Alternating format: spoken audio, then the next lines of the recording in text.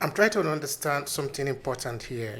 Some people they don't understand why there is a lot of poverty in African community, in African American community, for example, uh, because people think that it's just natural. Well, it is natural in that it has been made to be natural. Because if you fail to give people the kind of education that is needed, in one society, if you break up the education, give a quality education to some children, and give inferior education to some other children, it is natural that you will get inferior results. So it has nothing to do with genetic. It's just part of the way the system designed it. So for that, it is very important that we understand that part. No, that it is known. It's not because the people were not really, because something similar thing was also happening in UK. I was interviewing some people that were brought from Jamaica to UK, and some of them were born. I interviewed a guy recently. He was born 50 years ago. He told me when he was going to school, it was very difficult for them to get into a kind of integrated school. If the British system find that in a school there were a significant amount of children of African descent among them, they will look for a way to kick them out. Because so what I'm trying to understand here is that what really is their fear? What are they afraid of? Because now we take up the issue of KKK going about to create violence in the African community. It's not because they are retaliating. They are going there to stir up anger, to stir up violence, to kill people. It's not because somebody attacked them, so they are going there to attack back. We look at now the system refusing to give education to children so that they can become properly useful to the society. Now we still have the same children not be allowed to mingle in a way that they can live freely in society. I can see that there is a pattern here. So the question therefore is why are they afraid of African people? Let me put it that way. Okay. So one, I think, very clear explanation that I have come across that addresses this question explains racism as cartel behavior. So it creates these groups within human society that are not inherent. So many people from the social sciences and the humanities will describe race as a social construct. I'm not sure if you're familiar with that term or your listeners are, but you can look it up. It's called race as a social construct. So the claim is that there's no real deep scientific basis for the separation of the races. And in fact, where the lines are blurry, in terms of people being racially, quote unquote, ambiguous, it's very difficult to just use the characteristics that people say define race to tell if somebody is one race or another.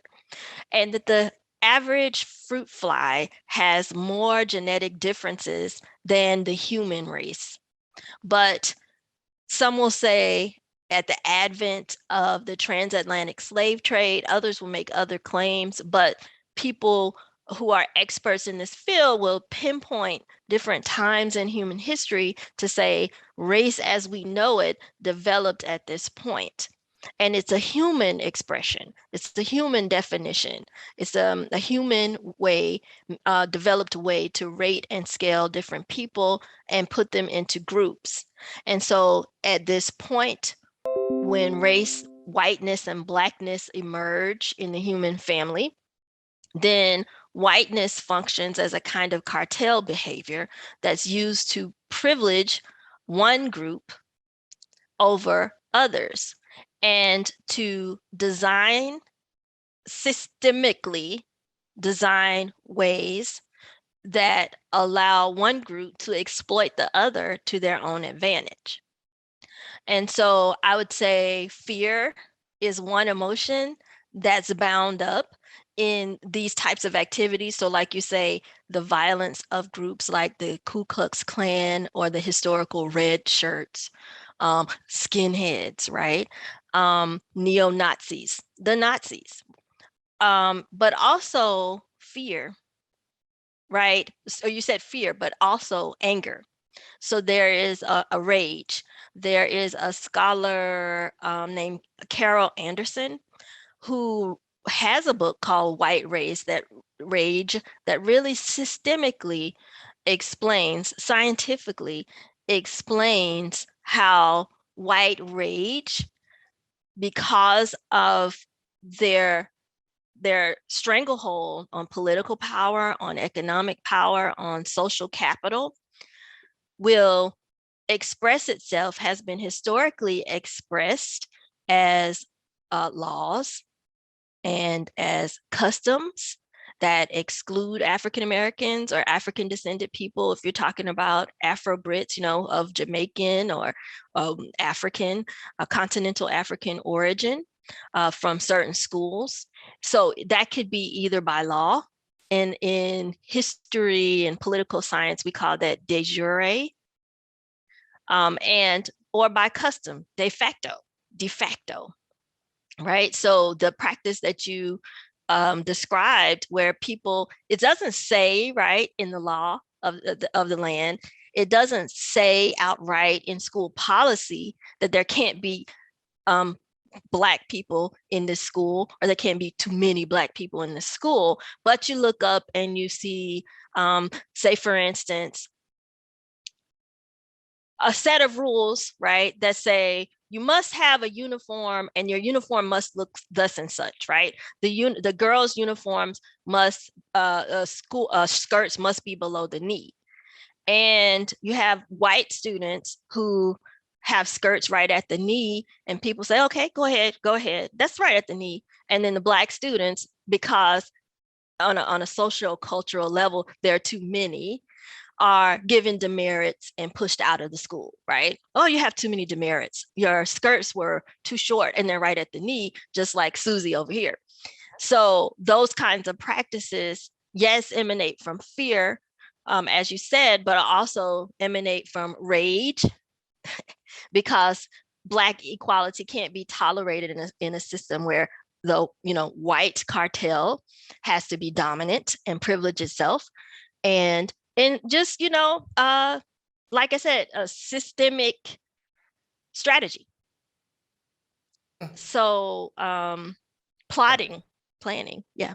I don't know how far we could really take that one deeper, because now the people, of course, that made up the United States are just, if we take out every other group of people, because in this case we are looking at the African American, but of course we're also looking at the European American, no? Which means these are people that are even living very close to each other, if we want to put it like that, no? Because if you take out the Mediterranean Sea, you will just bridge the land together. By that I mean these people have been engaging for several thousands of years before the United States was formed. So my curiosity now, maybe it might be irrelevant, or I don't know how you want to look at it. We see that the Europeans are very violent against the African. This is demonstrated in very many places now. So the question is, one time I was thinking, is it because Europe came too late to history? Because when you look at Africa, see what has happened in Africa, civilization have gone to zenith. Europe was still there is very little you can actually write home about history in Europe, no? Is it because they rose up, they discovered a lot of things have happened, they are too late, so they are now angry to make sure that this part of the world that have always dominated the Mediterranean Sea, dominated the world that they become part of, will never rise because they have suffered defeat? Is that the ulterior reason why they are angry against the African people? Or is there genetic thing that shows to them that they are inferior to the African people?